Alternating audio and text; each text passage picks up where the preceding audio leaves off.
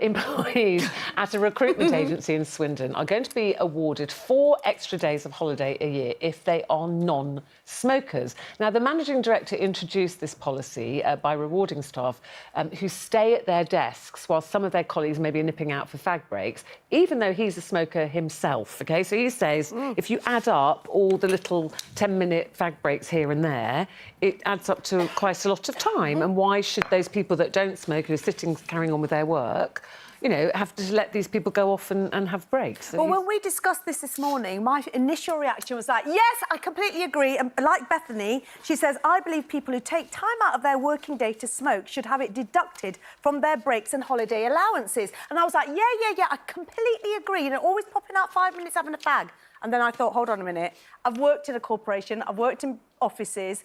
Just because you're sitting at your desk and somebody else is having a fag doesn't mean you're being productive. No. You could be on social media, you could be WhatsApping, you could be doing all of that. So actually, I think it's about management and making sure that the rules apply for everybody, and perhaps just, you know, saying if you want to smoke, you smoke at lunchtime. But also, when I read this, I thought, well, exactly. why are you allowing your staff to go out? So I would say, well, you all are entitled, legally entitled to breaks. So you go, OK, so you have, I don't know, 15-minute break in the morning, an hour for lunch, another 15 break in the afternoon. I say, well, that's when you have your cigarette. You don't have your cigarette on my time. Yeah. So surely that's bad management if you're letting people nip out all day long for cigarette breaks. That's your problem. Stop the fag breaks. Isn't there a company in America as well that have now said that they won't employ... I mean, I'm an ex-smoker. I haven't smoked a lot of years, but I did a lot.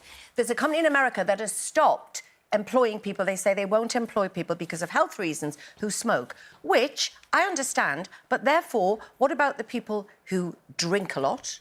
Take drugs. What about the people who take drugs? And what about the people who eat bad food? You know, they are all at risk of if you're doing on health so that basis. at risk of health. Yeah. It's a tricky one. I mean, like you say, it's up to people who they employ and who they don't. But what if it is a genuine addiction though for somebody that literally goes, he can't function unless he has that 5-minute break and has a cigarette, or... Well, then I say, then you have a health problem that you need to address. If that was my company, I would say, well, I'm very sorry, but that is an addiction. So, and if you can get some help, and maybe we'll try and help you ourselves to cut down on that smoking, so you only have your cigarette break during the official break time.